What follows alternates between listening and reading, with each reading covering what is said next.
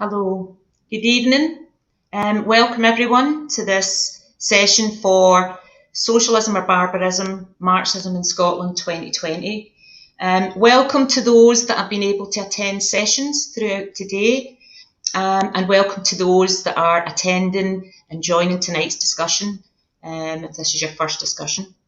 My name's Angela McCormick. I'm a member of the Socialist Workers' Party in Glasgow. I'm a lecturer. I'm active along with many fantastic trade unionists and campaigners in the Glasgow COVID-19 Action Group, an active non-trade union. We've got a fantastic meeting tonight, System Failure, how capitalism incubates and spreads pandemics. And really that's a theme throughout all of Marxism in Scotland 2020. Before I move on to introduce our speakers, if you've been able to attend some of the sessions today for Marxism in Scotland 2020, you will have noticed and you will have seen and you've been able to hear contributions at every session from a fantastic range of socialist artists, singers, musicians and poets. So tonight we want to start the live stream session in the same way. We are now about to hear from the Liverpool-based poet Heidi Hender. And Heidi is a Socialist Worker Party member in Liverpool, based in Liverpool. And she's also an Extinction Rebellion campaigner and activist. You can find out more about Heidi Hender on Facebook. But if it's okay, we'll start tonight's session listening to Heidi. So let's hear Heidi Hender. By the time I was 11, I had learnt the word recession, and I knew dirty words like banker and bailout. I'd seen the failure of peace in our times that I'd now define as war crimes. I'd aligned global tragedy and catastrophe with cityscapes I'll never see, altered unfathomably by bombs from both sides of dichotomy. I learned that seeds of destruction breed children of disaster. Now, before I'm 25, I have internalized that mine is a world that is uncertain. And I'm thinking about my parents, born onto blitz-echoed streets, grew through 60s dreams, all ideals. I'm losing patience, just waiting for real change to come. 13, my dad took me to a picket line.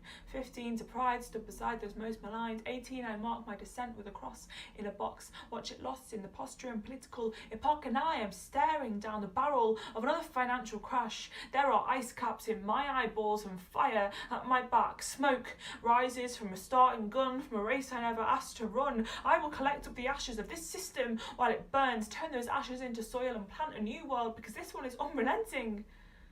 And we can't go on pretending that everything is fine, can't continue to sigh, sip wine and confine our minds to the good times. Things will get better. Things always get better. Couldn't things only get better?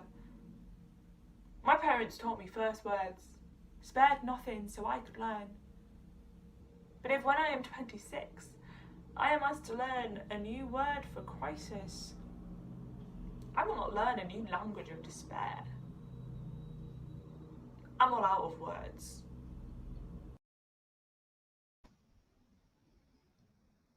Thank you, Heidi. The seeds of destruction and the children of disaster. And I think Heidi really got across there that sense of resistance and questioning of young people today and brought up in a world that just fails them at every turn, but managing to resist out of that. So if you want to find more about Heidi's poetry, you can find her out. Look for her on Facebook, Heidi Hender. There's also a cultural tent if you're able to take part in Marxism in Scotland 2020, which has been running from today and is also on tomorrow. So we encourage people to take part in that. Certainly for many of us, culture, poetry, art, expressing music has been part of shaping and building our confidence to resist and question the world that we live in. I'll now carry on with tonight's, the main points for tonight's meeting. It's system failure, how capitalism incubates and spreads pandemics, We're being live streamed across the SWP Scotland Facebook page and a whole bunch of other Facebook pages, and also on YouTube. Now tonight we had two speakers billed to speak and had agreed to come along, two fantastic speakers. And I have to first of all give apologies for Mike Davis. Just today, he's had a family emergency and unfortunately can't join us for our discussion tonight. But I would encourage people, obviously, you'll have heard of Mike Davis's work, heard him speak before, a fantastic environmental Marxist historian, and Mike himself has got a book, The Monster Enters, all around about COVID-19, avian flu plagues of capitalism. So we wish Mike all the best. We do have Rob Wallace. Rob Wallace is someone who personally I have been turning to and looking to read. I've mentioned before, I'm a member of the Socialist Workers' Party in Glasgow. I'm going to chair tonight's discussion and hopefully feed through some of your questions. But welcome, Rob. Thank you. Rob is part of the Agroecology and Rural Research Rural Economics Research Corps. He's also a fantastic Marxist evolutionary biologist and author. Big farms make big flu, dispatches on infectious disease, agribusiness, and the nature of science. And the nature of science has always been a question. And I don't want to say the phrase, but certainly no more so than now. And he has also, in September, issued a new book, Dead Epidemiologists. And that is precisely on the origins of COVID-19, bringing together writings, stories, contributions. So you can get all of these books, and I'll mention this later at our Bookmarks bookshop. But look, I'm really glad you're here, Rob. I meant to say, where are you speaking from tonight? I'm speaking from St. Paul, Minnesota, here in the United States. And it's the sister city of Minneapolis. That's why it's called the Twin Cities. So, hello. Fantastic. Now, welcome. Tonight what we'll do is Rob will speak and he'll have a wee bit of longer time to start, which is good. And many of us, maybe this is the first time you're hearing Rob speak, you're in for a treat, but maybe like myself over the last few weeks and months when you've been looking to connect with others, we've used this new technology to listen, to share, to learn. And I know that Rob is very willing of his time, very generous of his time, and we're really glad that you've made it along here to be a big part of our discussion at Marxism in Scotland 2020. So Rob's going to speak for about 15 minutes just now.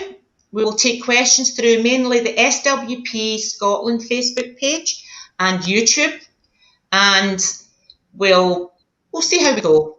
We'll give Rob a couple of questions. We won't too many at a time, and Rob is able, because we have longer tonight to discuss with yourself, Rob, you're able to pick up on things and develop themes, and the meeting will last for, an hour and 15 or so. So thank you, and now let's hear from Rob. All right, hello everybody. Unfortunately, things are quite terrible right now, though hopefully by the end of this we'll figure out some ways of doing things better and getting out of this trap. Presently, we have about 62 million confirmed cases of COVID-19 around the world.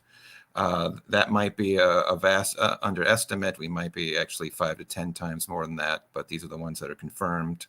We're about 14 million here in the United States, about a little over 9 million in India, over 6 million in Brazil, over 2 million in France, over 2 million in Russia, over about 1.6 million in Spain, and 1.6 million in United Kingdom. And that's so far rounded up to about 1.5 million dead. And we're only now entering the winter wave of the outbreak. So things are not going very well at all. So in that way. You asked me, we're going to talk about, kind of how capitalism actually relates to any of this. And there's some aspect of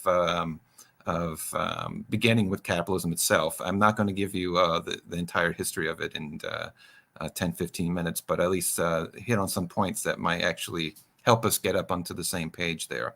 And so obviously capitalism originates or emerges out of feudalism. Merchants that were basically traders moving goods from place to place, basically turned into making those translations of capital accumulation from one spot into turning capital into another spot by way of the banks. So it isn't just a matter of moving goods. You can accumulate capital one end and show up somewhere else and use that capital for its own for their own use there.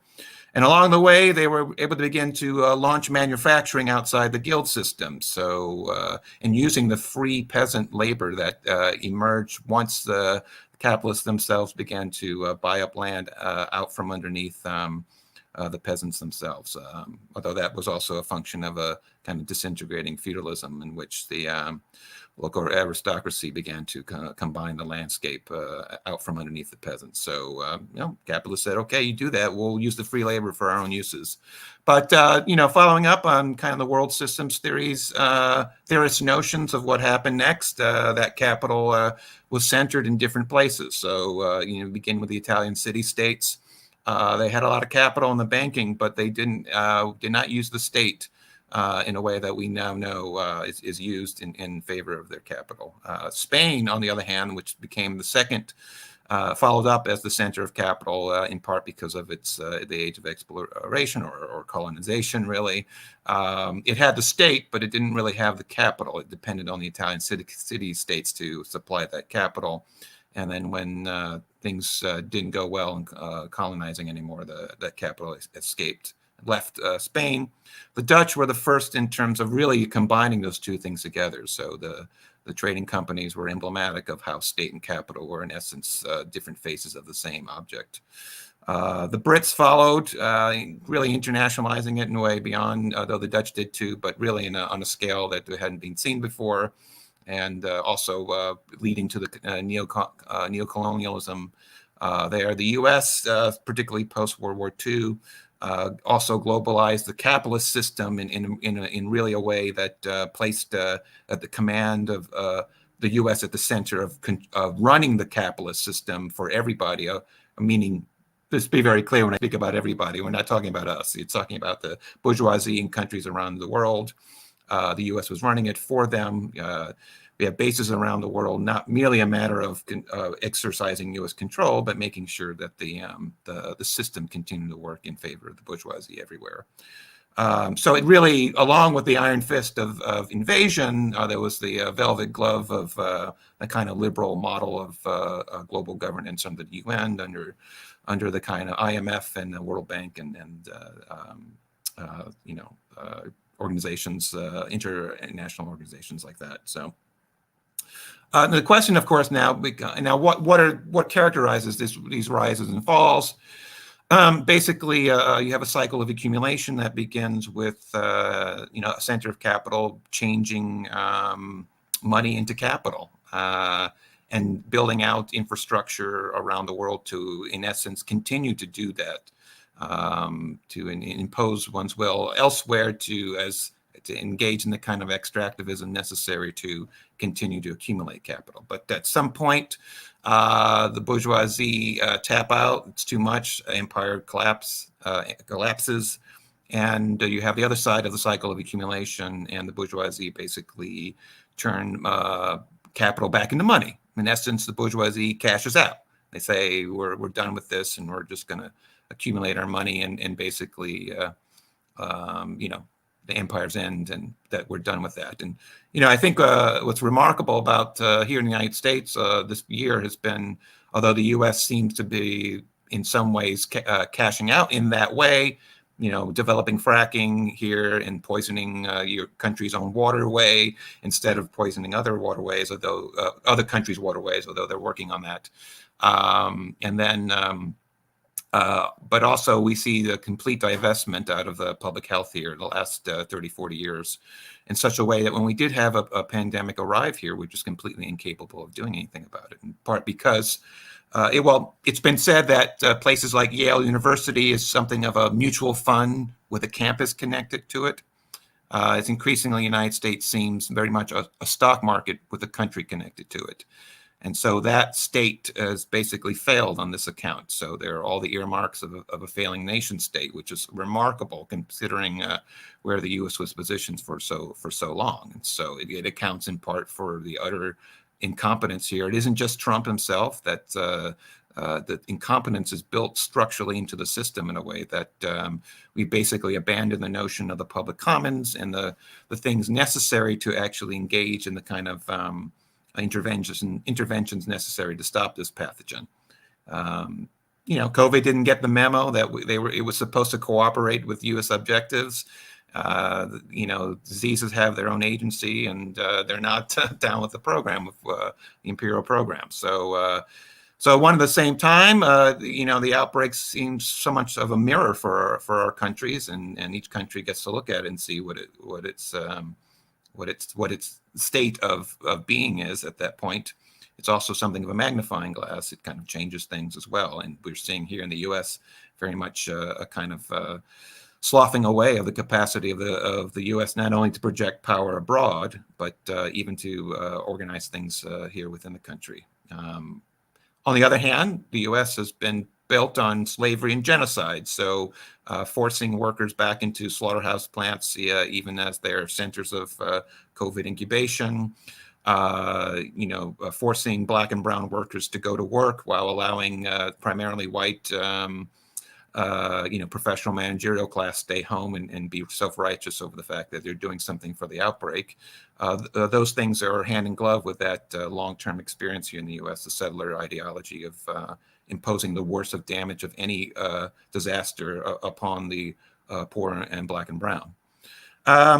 So this brings up China, of course. Is China going to take over from what the U.S. is? It's attempting to project some it's been for a decade now, for sure, projecting its imperial might in the sense of turning that money into capital and building infrastructure that will, in essence, project the damage of, for instance, agricultural production on other countries.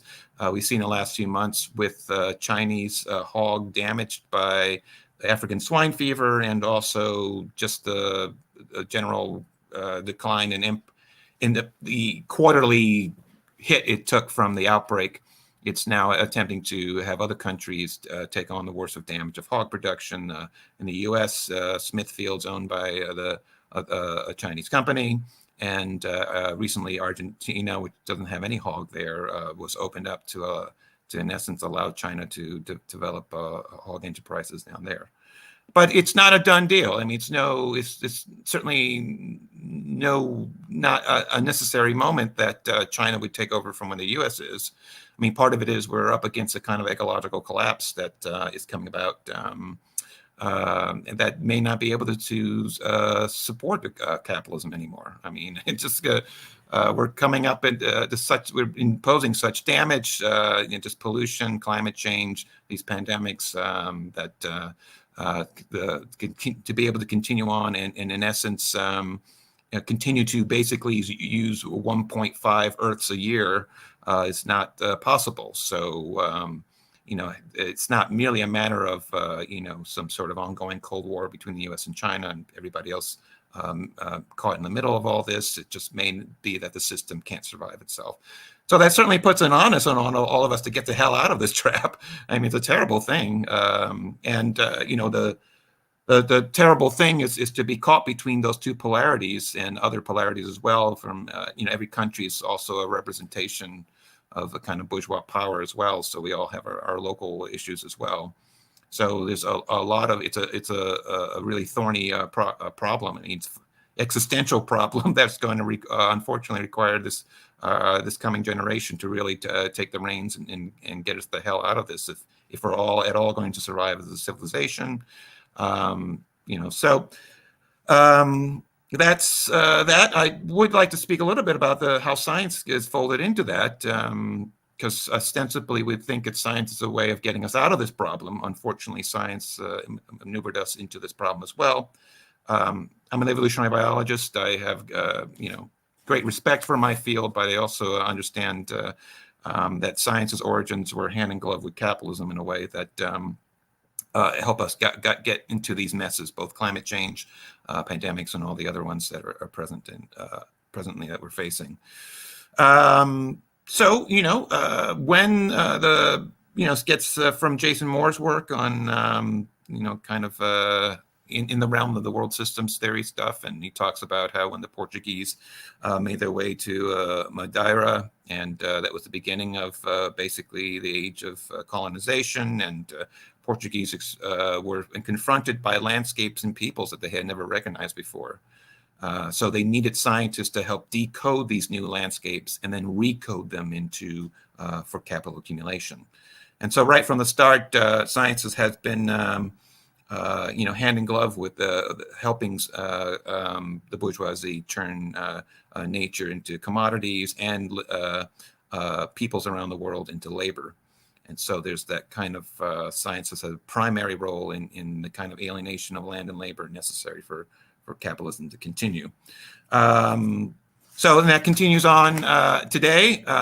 You have many campuses for long were organized even into the deep heart of the capitalist cycles as under the feudalistic model of the guild model of nature of science production. But the gloves are off, the mask is off, and all universities are in essence just another expression of the neoliberal moment. Very much, all the hat tips toward serving people have been, here in the Midwest, kind of land grant universities have built into their charter the necessity of helping local farmers with their agricultural research needs. That has been thrown to the wayside. State has stopped financing the universities in such a way that administrations have, in essence, bowed down to so-called realities, capitalist realities, of, in essence, turning the campuses into agribusiness R&D. What that's done is it's basically abandoned the notion of free investigation. In fact, even on my watch here as a scientist, I've seen universities actually turn on the notion of a curiosity-driven science. So in essence, it's basically abandoned the notion that science could be something that you can follow your curiosity and make discoveries about the world. Now you have to, in essence, work for companies to bring overhead in to keep the campuses going. So curiosity is now an epithet, an insult, and you see these kind of visions of it embodied in the various models down to the equations. So you have cost effectiveness modeling that basically is based on an ethics of economism, in which some of the costs of the more public-facing institutions must be minimized for the benefit of everybody else, but nothing is talked about in terms of the underlying expropriation that drives the system and the kind of the artificial scarcities that are built in that the analyses are supposed to ostensibly target. So getting to the question of, well, what does it have to do with COVID-19, right? And I appreciate your hanging in there for this, because it naturally goes into how agriculture is, defining this moment in two ways: cutting into the forest for the last of the so-called virgin farmland, and driving out the smallholders, indigenous, and in essence, increasing the interface of the last of the wildlife, that many of those species would are dying out. Some, though, are doing quite well. Bats and geese and such are quite adaptive. They changed, you might take out their land, but they make changes. Ebola comes to mind, West Africa, the Ebolas that emerged in West Africa. Up until then, many of the Ebolas would spill over into villages, and case fatality rates of 90%. It's really terrible. Take out a village or two, or take out a guerrilla troop, but then die off there. And then 2013, the West African outbreak emerged and went on to infect 35,000 people, killing 11,000 people and leaving bodies in the streets of these regional capitals. And it's not it's the virus itself hadn't changed that much. The genetics certainly within the ballpark of all the other previous outbreaks. The epidemiological parameters the same. The clinical course very much the same. So what made this different? And the problem is that science focuses on solely on the object of the virus itself, and the fact that missing that causality extends out into the greater field in which these pathogens emerge. And our group called it the neoliberal Ebola. Even as Liberia has been plugged into expropriation since 1925 and the rubber tapping and such, some of the other countries only in the last 20, 30 years have opened themselves up to multinational development. You have structural adjustment programs from the IMF and the World Bank, loans in exchange for opening up their country and basically reducing outlays for public health and for animal health. And so you have these sudden emergence of these kind of parastatal state companies that are in essence kicking out local smallholders out of the agroforest area, and then in essence building in the kind of monoculture plantation that basically destroys the agroforestry, and drives out the local smallholders or turns them into local labor. This all will ring a bell for you. This is basically the beginning of capitalism in Britain, basically just set again in West Africa with the land enclosures and such like that. So the bats, though, many insectivore bats, frugivore bats, don't just roll over and die. They actually made the new plantations, palm oil and such, and macadamia, their new home. So, I mean, what's not to like? There's a lot of room to fly between their roosting sites and their foraging sites, no predators, no competitors. And that increases the interface between the bats, who are the reservoirs for the various Ebolas, and the locals who are working there. So that increases the spillover rate, increases the diversity of pathogens that spill over. And as the labor there are forced to, in essence, migrate to the city on the off seasons and also generate the wages necessary to survive because they no longer own their land. You have that kind of cycle migration between the rural area and the urban areas. And so Ebola has a straight shot from spilling over into the wildest parts of West Africa, and then straight shot up into the local cities, and just a plane ride away from going around the world.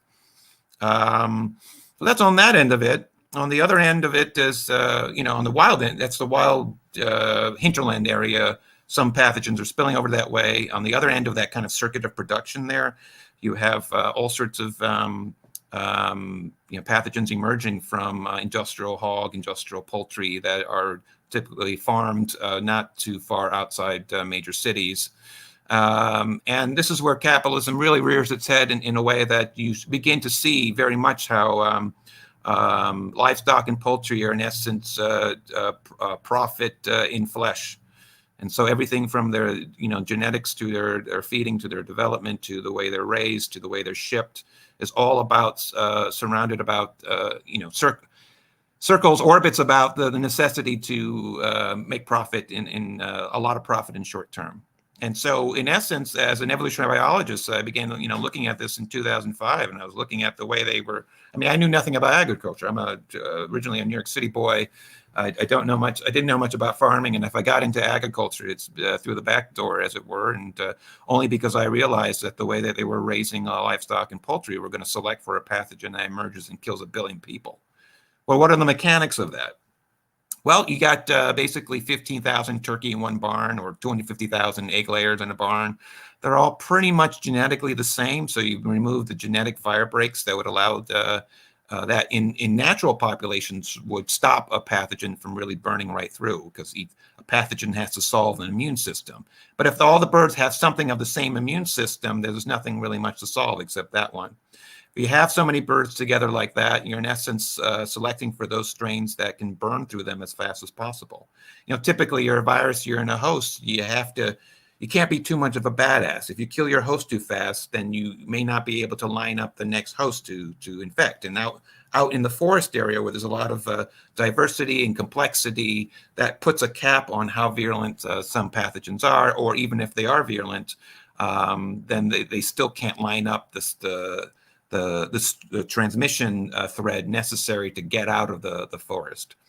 But when you have them all those birds and hog and all sorts of other livestock, hit all together at once in these large densities and concentrations, then in essence, you don't have to worry about being a badass. Badasses are the ones that do well because the next host is right up against you. So selects for those strains that burn right through. So what else does the capitalist agriculture do in terms of selecting for the worst things? Well, animals aren't allowed to breed on site. So, typically, if you have an outbreak and there may be a couple birds still standing. I mean, I've seen photos of H5N1 really burn through some barns and, maybe those birds aren't dead quite yet. They're still sick or something, but maybe there's some genetic quirk that they have that allow them to, push off the infection. And we would think that we would then use those birds if they survive as the progenitors of the next generation because they have the immunity for the virus that may be still circulating. Well, that can't happen on corporate farms. There's no reproduction on site. All the breeding's done at the grandparent level offshore for more morphometric characteristics like fast growth and big breasts and stuff like that. So there's no means by which a capital agriculture can defend itself. It depends on vaccines. It depends on antimicrobials. The resistance to antimicrobials, of course, is a world problem. And as you're reading in your papers every day, the vaccine situation isn't that great. Certainly not for humans, and it's not that great for livestock as well. I mean, you have to, in essence, vaccinate billions of birds every year in order for making them resistant to some of the avian influenza circulating. Given the length the effort it takes to develop vaccines. Some outbreaks are never never caught. So you have H5N2 here in the Midwest United States. They developed a vaccine a year after the virus already blew through. So it's a very post hoc intervention, and it's not I'm not against the vaccines, so to be very clear about it. They're an important part of our armory to deal with outbreaks. But it's really an attempt, a kind of back end attempt to try to control outbreaks. You have to stop them from emerging in the first place. Now, I think I'm at my 25 minutes, so why don't we stop here for now? Yeah. Thank you, Rob. And in fact, I'll come back to where you were just finishing off there about vaccines. I'll just give you some of the comments, and thank you for that. Julie says on Facebook that she was really glad to hear that you starting with a shift from feudalism to capitalism, Rob, because she was talking about how that's a process, capitalism based on profit, and how they use systematic racism in its early history, and it's really relevant because we think of COVID-19 and the Black Lives Matter movement as well at this point. I have just a couple of questions and comments. So Charlotte is saying, hi, Rob. Thanks for your articles over the past months. Charlotte's kind of point is asking about to what extent are the US banks involved in farming methods that have led to the conditions for COVID incubation? So the banks, and actually I was going to quote at some point where you talked about, I think it's in Big Farms, Make Big Flu, about how modern agribusiness acts as a gigantic petri dish for the creation and propagation of new diseases. And being a biology lecturer, that petri dish analogy really struck home with me, and I think it is so true. We've got one or two more. So that was Charlotte asking about banks. And there's what I was saying. Rabia on Facebook has asked, do you think a COVID vaccine will be available to all, particularly the world's poorest, including the rich countries such as the USA? So clearly this is the news, the scientific news, the COVID-19 pandemic news that we've had here in the UK and I'd imagine in the USA about the vaccine. There's a couple of questions I have there. That must be the quickest turnaround for a vaccine. There's a couple of questions that raises about science under capitalism. One, have we done it? You can maybe say what you think about that. Have we the vaccine?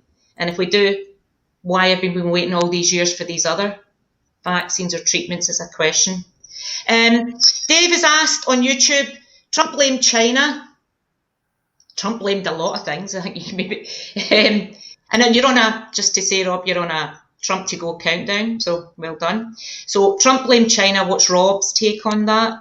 So I think we were thinking that might be good maybe bring you back in. And really, I think I would really strongly encourage people to read Rob's articles, get his books, and I liked how you said that you didn't start off as having this interest in agriculture or farming, but from a scientific point of view and as a Marxist. And I just want to say a wee bit here about how we're presented in this world as economic crises. When you lose your job, when the factory closes, there's nothing you can do. It's a phenomenon, almost natural, that you don't have control over.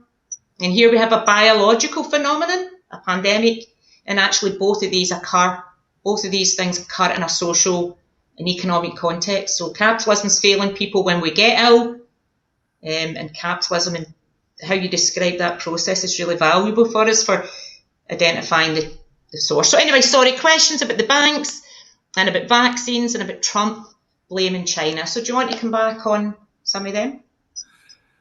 Yeah, sure. Let's see. Let's start with the bank stuff. I think what's the important thing about that my description there at the end there about how agriculture is in essence a kind of a kind of turning animals into profit, as it were, profit incarnate. In that, you have to understand the extent to which these animals are, in essence, treated as always already meat.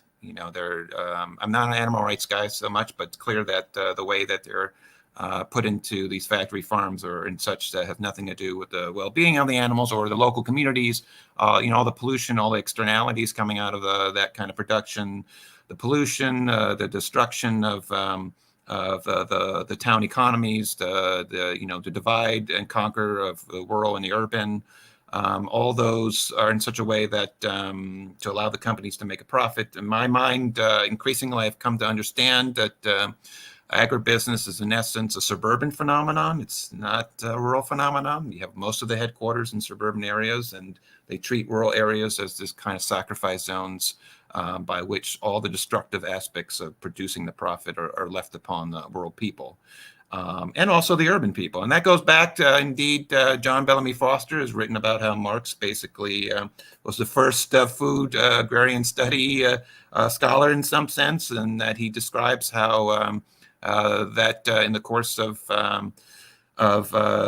grabbing peasant land, in essence, it robbed the urban underclass of local foods necessary for health and such. So, this divide between urban and rural, we're going to have to fix. So that's one thing we should put on our list of things. So how do we get people across the board working together to push back against this kind of system? But I wanted to talk about the banks in two ways, in the sense of livestock and crops have become financialized alive. I mean, they are in essence committed to kind of fungibilities kind of month before they're the actual births of the animals themselves. And it extends beyond merely the kind of identity as commodities on the trading floor.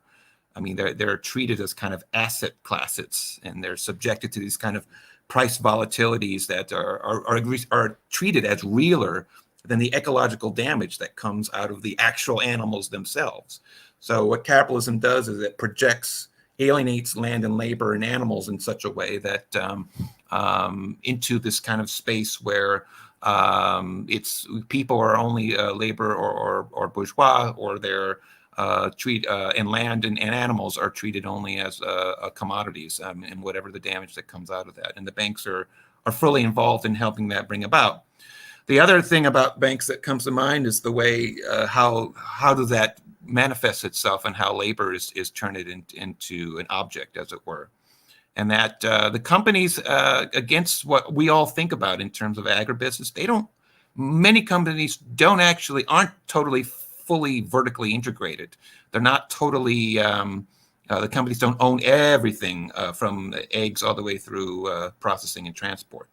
The actual growing out of the animals here in the United States, especially, is and increasingly elsewhere, including China, is in essence spun off onto contract farmers.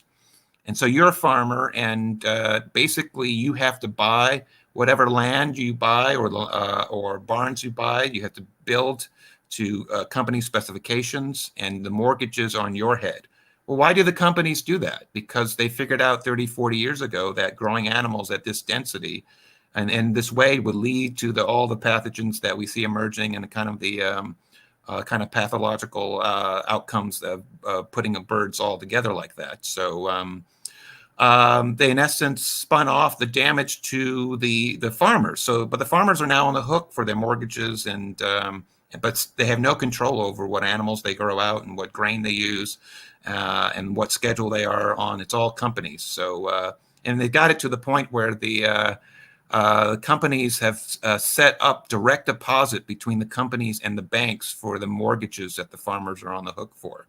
So the farmers, many a farmer doesn't even get the money. It goes directly to the bank to pay the mortgage. So I think that's kind of a sharecropping and I mean, really old school, hideous stuff going on that speaks to kind of here in the U.S., the kind of antebellum origins of agriculture and the way that the labor discipline and ways in which crops and livestock are grown has just been folded over into a different iteration of the kind of capitalist agriculture. So I'm going to finish with banks there. I'm going to have to step up here. My apologies. So what do we have? Vaccines, right? Well, I mean, the vaccine situation is, I mean, it's a terrible moment here. I mean, on the one hand, we want a working vaccine that works. We want people's lives to be saved and protected. Unfortunately, all three efforts that have been presented here, Moderna, Pfizer, and AstraZeneca, it's not a vaccine the way you think it is. Like you think vaccine, then I'm protected for life or at least the duration of the coverage. So something like measles or something like that. That's not that kind of vaccine. It does not offer sterilizing immunity, meaning you can get the infection and pass it on to somebody else. It only offers disease immunity. So it may be, for the most part. And so this notion that somehow we can get the vaccine and then go back to the bars and take our mask off. And believe you me, I would love to go repair to a bar and shoot the shit with all of you, but it's not going to happen, and it shouldn't happen for a while because it's not that kind of vaccine. The other problem is it's some of these efforts skip things along the way. Phase 3 trials, AstraZeneca one, of course, is in trouble now because of not doing a very good job of it. And the pace by which it's produced, the logistics involved in it are a problem. Crank out 20 million. It sounds like a lot, but it's not a lot of vaccine. And so any one of us aren't likely to be vaccinated for perhaps a half year, a year and a half. So this notion, I think the vaccine has been used as a kind of ideological placeholder, because the neoliberal countries basically bailed out on the notion of the public commons, what I discussed before, the way that some countries did not. So strangely, places like China, Vietnam, New Zealand, Iceland, South Korea, Taiwan, I mean, some very different countries, politically speaking. But those countries, weirdly enough, they took the government there took the notion of governance somewhat seriously enough to go, oh, you know what, maybe we should protect the people we ostensibly govern. So, but that's not the case for a lot of the other countries. They thought they were going to just whistle through the graveyard in this one, and they got burned on it. And they would rather continue to be burned by an ideological, could be confused by the placeholder holders that they put in place, including this vaccine, than actually change the system enough to be all of a sudden, instead of just using the public commons to enrich the rich, actually protect the people they ostensibly serve. So we're at a moment that, this is our moment here to push back, and we have both short-term and long-term things we need to do, right?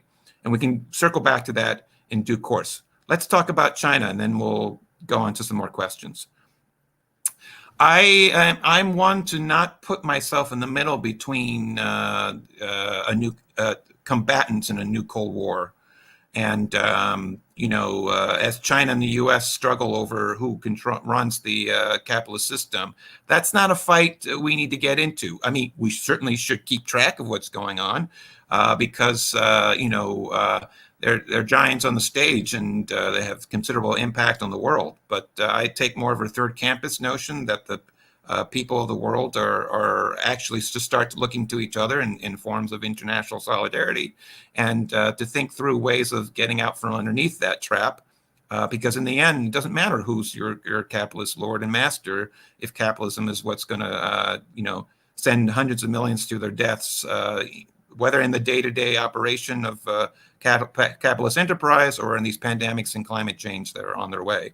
So we got to unplug ourselves out of that propagandistic clash. And the other thing is that clash is basically a kayfabe, kind of wrestling storyline in which we're supposed to divide and conquer most of the world into these various polarities. But in actuality, China and U.S. have been are hand in glove together in many ways. There's the debts the U.S. owes China. There's the interdependencies, the interlocking directorates of the bourgeoisie, both at the corporate level and at the larger level of global governance. There's the I spoke of a Chinese company, Smithfield here. It goes in the other direction, coming out of the housing crisis. Goldman Sachs basically bought, it was an investment firm, but it just flat out bought out in $300 million, just bought farms in Chinese provinces, a stone's throw from Wuhan. So it's kind of like the U.S. as, it's not just a red China problem in the sense of well, let me take a step back. The BRICS countries basically said, they decided that we're going to do the capitalism our way, and we're going to basically say to the U.S. and EU, you're not going to be able to come in our countries anymore. We're going to develop ourselves. And by doing that, they raised millions of people out of poverty. They also left millions of people behind. And along the way, they, in essence, exploited their own landscape that led to the kind of interface and increased emergence of deadly diseases. All those avian influenzas, swine influenzas, Ebola, Zika, are emerging in this way because of these decisions. But in addition, you do have foreign direct investments from one side of the world to the other. So going back to science, there's a real premium being paid to scientific groups that want to just focus on what we call the absolute geography, the GPS coordinates in which a pandemic might emerge. So the reason is because then it puts the blame on smallholders and local indigenous groups for cutting down a stand of trees and focusing on that way, and basically saying, therefore, we need multinationals come in to better manage the landscape. But we should take more of a relational geography, and that's something that happens on one side of the world affects the other side. So we had, in essence, basically circuits of capital basically going from one side of the world to the other in such a way that our group has basically converged on the metaphor or the notion that cities like London, New York, and Hong Kong are the most dangerous disease hotspots, because that's where the centers of capital that provides the funding to lead to the deforestation and development that leads to the spillover events in the first place.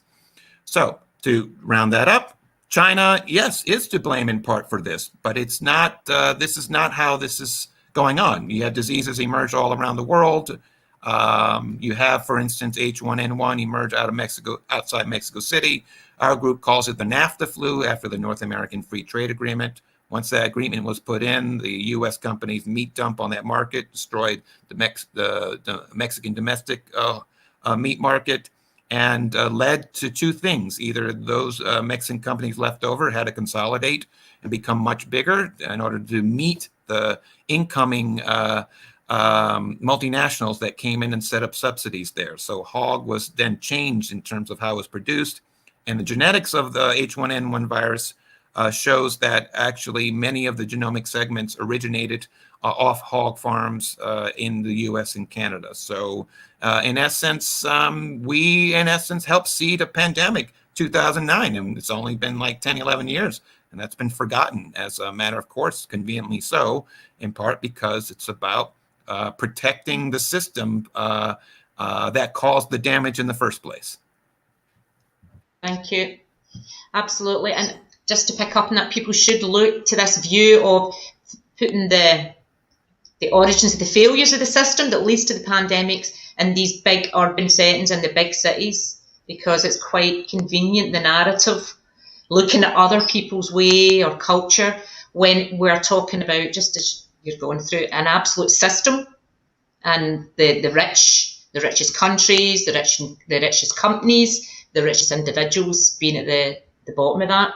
I'm going to give you another wee round of questions and discussions, and we maybe, I think we'll aim to finish, maybe ask at the end, I'll maybe ask for some other comments after this round. But look, just a comment for Stella, who's 16 and is living in the US, and is saying that she's extremely frustrated that states with conservative-leaning governments have opened up again and schools are back in session. So that's a comment. And that's a big topic as well, the origins of the pandemic based in industrialised food production. But as I said earlier, we're living with the failures of the response, and that's what we're trying to deal with as well. Some other questions there. Ian has asked, this isn't, I was sort of thinking along these lines myself, but given that the pandemic undermines capitalism, have ruling classes anywhere done anything at all to address the origins of the crisis in terms of abolishing, he references wet markets where food is sold, live animals, limiting environmental destruction. Now, that is a big question that goes to the heart of capitalism. Why do they not stop doing the things that threaten the world that they live in? We look at climate change, and the same could be said here in terms of production. But has anywhere, Ian's asking, has any ruling classes anywhere done anything differently? Giles is asking, sort of, for you to explain the mechanism for the spread of COVID from wildlife to humans in China, and I think you have sort of referenced that. I don't know if you want to make some further comments. And Raja is asking, again, as we look around the world for positives, is there anywhere where science is conducted in a neutral way? So I don't know if you want to come back and comment on any of them, Rob. What comes to mind? Neutral science, wildlife to human spread, China, and is there any ruling class anywhere doing it? And then maybe the question for us, all of us here listening tonight, is how can we make them? Yeah, I was going to say, I really don't care if they're doing it right or not. I mean, I was being somewhat facetious about it, but I want to turn the attention to that it's us that's on the hook to try to make them, force people to do things right. But the notion that somehow that merely, hope, I have a problem with the notion of hope. I want to have hope, but there's also the notion, the way it's deployed is often, again, used as a placeholder, as a way of avoiding the fact that the onus is on us. We're at a generational crossroads here, existential crisis that requires foundational intervention, and expecting the bourgeoisie to basically come in and save the day is absolutely ridiculous when the entirety of their system is organized around exactly the extractivism and exploitation that brought about it in the first place.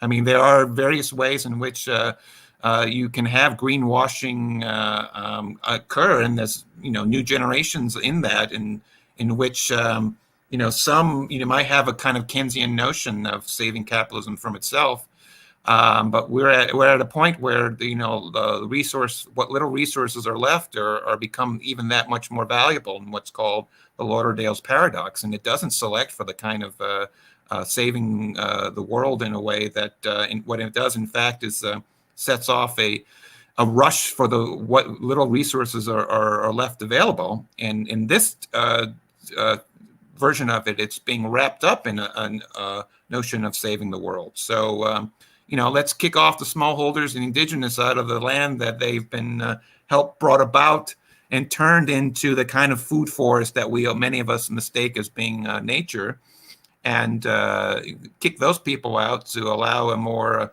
so-called technical management of the landscape in a way that actually leads to its destruction, but it's being presented as the way of saving it.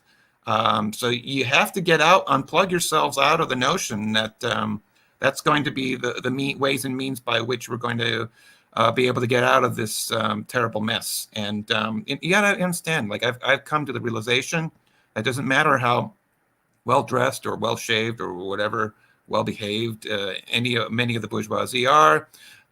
in essence, collectively, it's a group of sociopaths. And I don't mean that in the medical sense. I'm meaning in the sense of violating the notion of the common good and the notion that the world should be a place where people and non-humans get together and do well as best we can.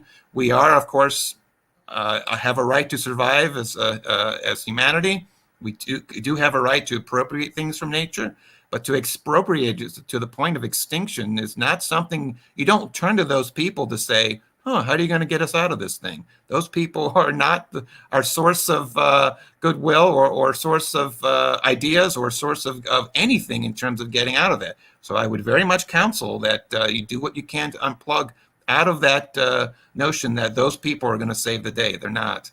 And as far as the science's role in all this, I'm not sure there is a neutral science in the sense of, I do believe that I'm very much a favor of the kind of empiricism involved in collecting data and testing hypotheses and doing the best you can to avoid the kind of the dangers of Hume's guillotine, where you mistake what you want with what is. You want to avoid that, but I think people have bent to stick too far in that direction because it's basically, you're confusing a method with an objective in the sense of it doesn't say anything about what questions you choose to ask.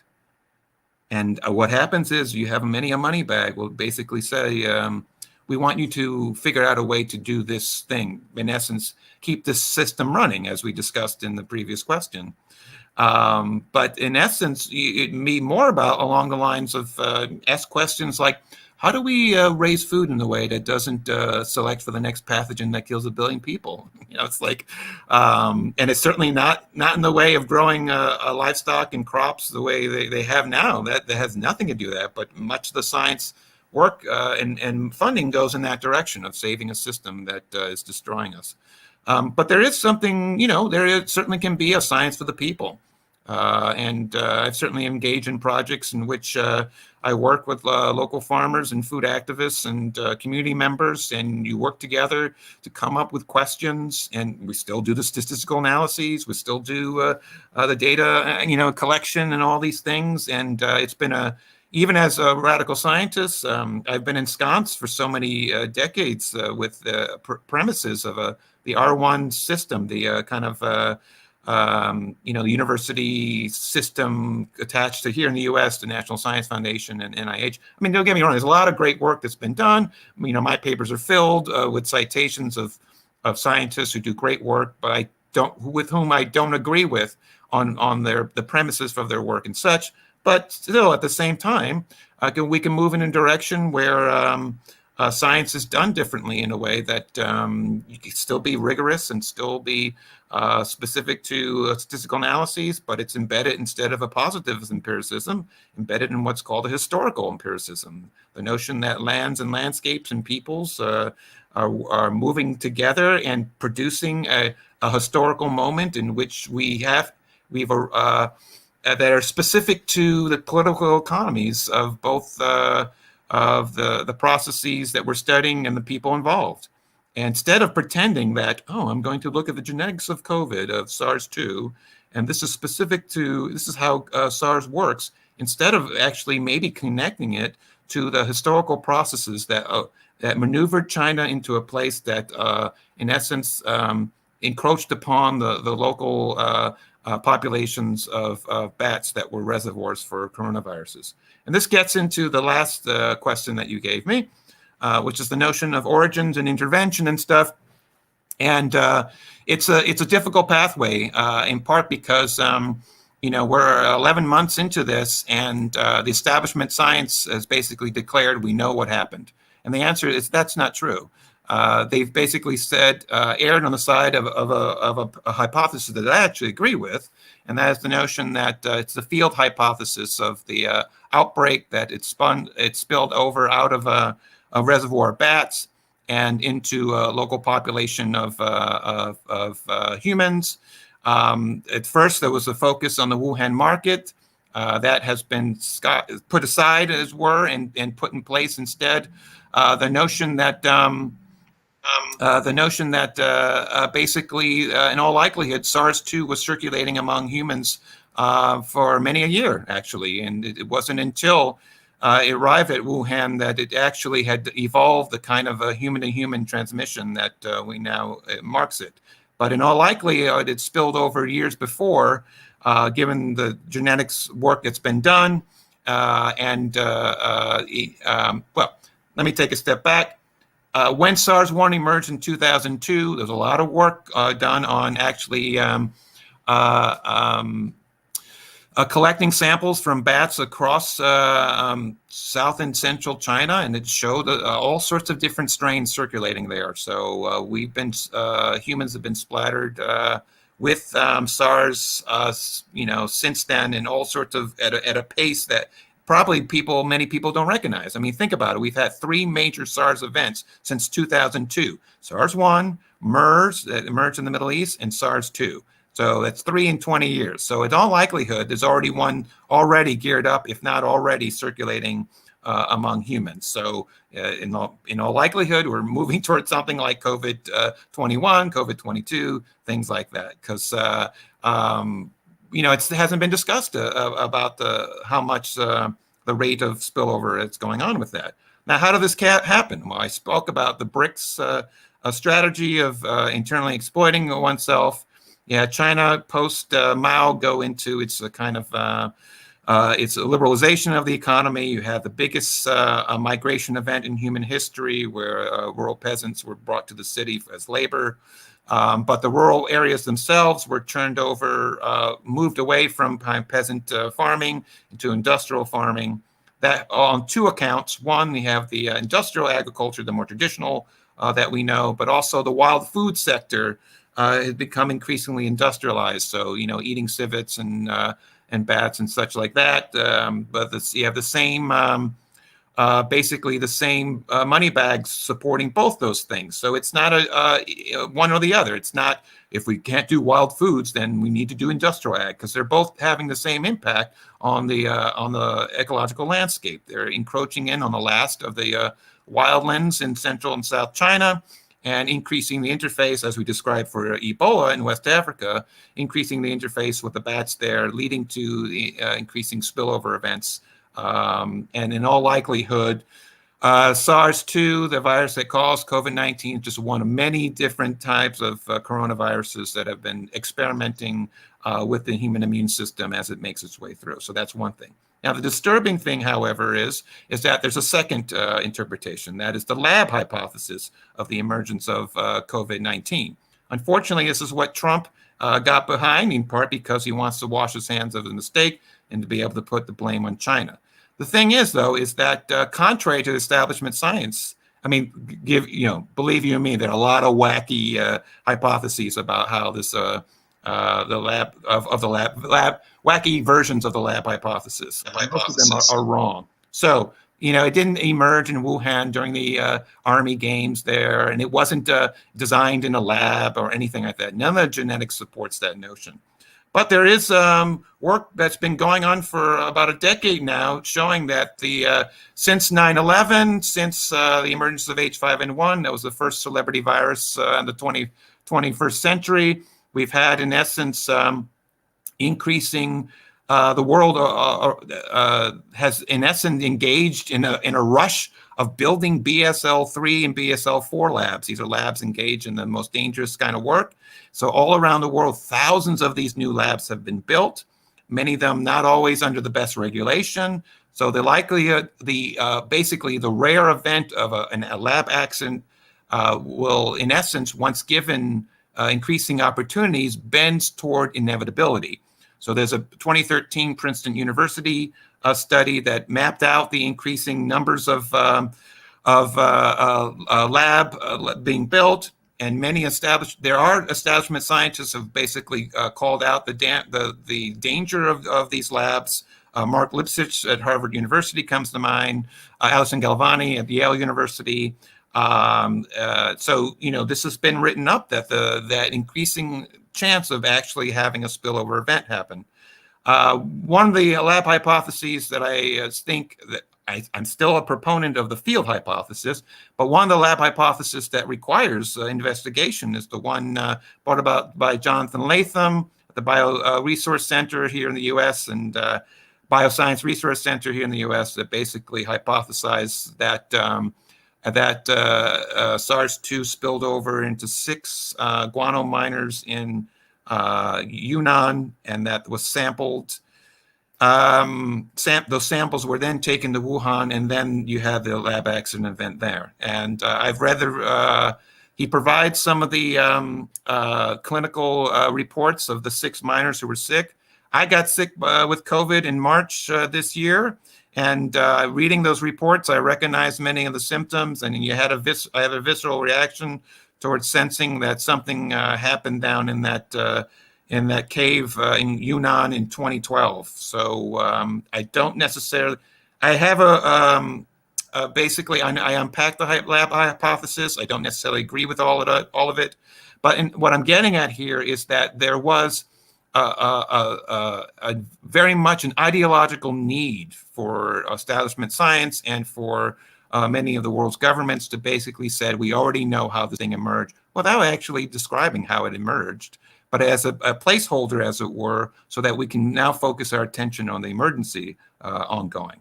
But the thing is that the emergency and the structural are integrated with each other, and knowing the origins of the outbreak is important. And frankly, I don't think we've nailed that down quite yet.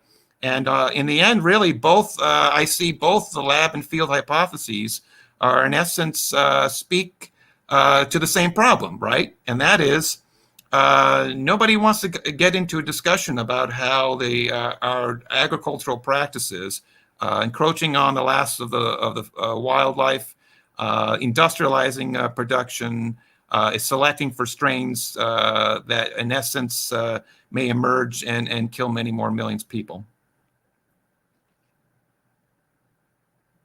Thank you, Rob. Thank you, Rob. That was really, thank you for your detailed responses to people's questions. And what we're finding is, not surprisingly, is we're developing themes. And for some people, this might be interesting, hearing about the lab, the field, and really hearing about the extent of capitalism and production being at the root of this pandemic, and it not being simply a failure to respond. Now, we are running out of time. It always happens. I'm going to read out a question from Gordon, but I'm going to ask Rob if you want to respond to it, given that I think we're going to try and finish in 2-3 minutes, right? But he's been sitting waiting there, that wee question for Gordon. And he's asked about what would a socialist response look like. I'm not expecting you to answer it, but maybe a quick response, a thought. And he's also referenced how the Bolsheviks dealt with the 1918 typhus epidemic in Russia. And really, I think I would just, before I ask you to comment on that, maybe like as well about how a society based on human need and environmental needs and not profit would deal with pandemic. These are questions for all of us listening tonight and for continuing the discussion. And I would ask people that you can join us tomorrow, Marxism in Scotland, Socialism or Barbarism. So please feel free. And you can also join the Socialist Workers' Party, join the Socialists, get stuck in. But maybe, Rob, if you get any comments on Gordon's question, what would a socialist response to it? And it's very brief, I understand that, so just some thoughts. All right, you asked me to make it brief. I'll try. So how do we fix all this in a few minutes? It's an excellent question, and it really gets us because, I can get bogged down into all the details of how we're screwed, and that's not a good thing. I mean, the point of unpacking all this is to show that the emperor wears no clothes, or the bourgeois has a bad tailor. I don't know, but it's kind of like, there are ways of getting out of this, and just basically it's very practical minded. I mean, and then also big picture as well. The practical minded thing is that we could do things, in essence, reverse all that industrial production did. Basically turn agriculture back toward a natural economy, away from an industrial economy. These are living organisms. And in the course of industrializing the animals, we industrialize the pathogens that circulate among them, making them that much more deadly. But if we reintroduce the kind of agrobiodiversity that can actually offer the kind of immune fire breaks that keep pathogens from ramping up that way, we allow animals to reproduce on site in such a way that any barn that's hit can actually develop the immunity necessary. In other words, we, in essence, re-establish natural selection as a kind of ecosystem service that, in essence, protects our landscape. We heal the metabolic rift between the rural and urban areas in such a way that both as a kind of ecological project and as a political project. So it's an absolute necessity that urban and rural people engage in each other's struggles together, because our health and wealth are foundationally interconnected. In essence, we have to return to a farmer autonomy. Farmers make decisions about what they grow and how, and they can do that not only to the farm gate, but regionally speaking. This basically involves unplugging agribusiness out of the system. If you will return all the damage that agribusiness does back on its balance sheets, agribusiness would be destroyed. So, but the system is such that it's organized politically around protecting those inefficiencies. So we need to remove. It has to be it's a political problem. It's not just the logistics of what you do on a farm. So in the end, any of those wonderful, bright ideas that farmers come up with along these lines has to be backed by a state that basically understands the relationship between the health and well-being of rural and urban peoples together, and acts on that in that way, instead of seeing the state as merely an adjunct to a stock market.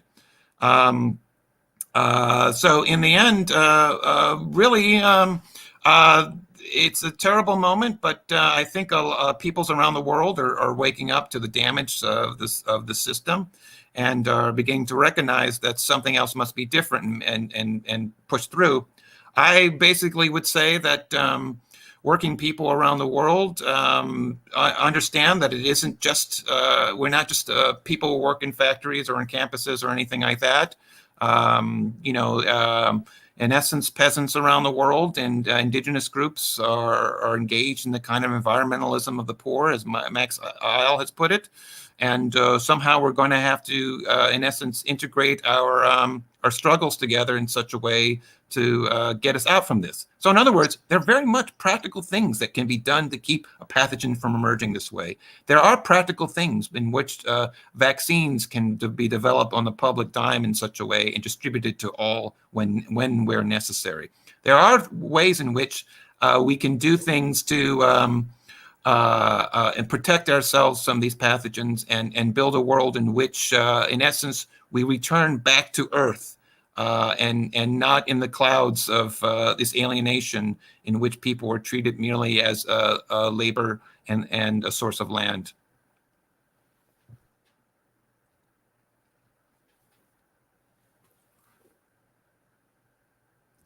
Hard to put that question to you in the last minute, so I really appreciate that, and that was jam-packed.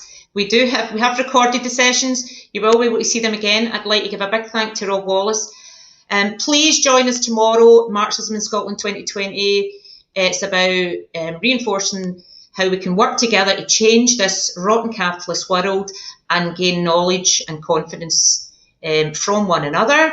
There are books and bookmarks, Dead Epidemiologist by Rob Wallace, and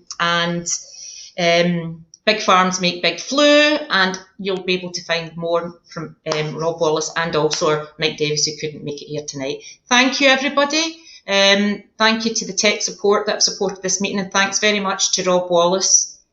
And look forward to seeing you all, maybe joining in for Marxism in Scotland meetings tomorrow. And as I say, you're welcome to join us. Socialist Workers' Party of Scotland and Glasgow, we're trying to do our bit along like many of us here tonight. And again, thanks to Rob.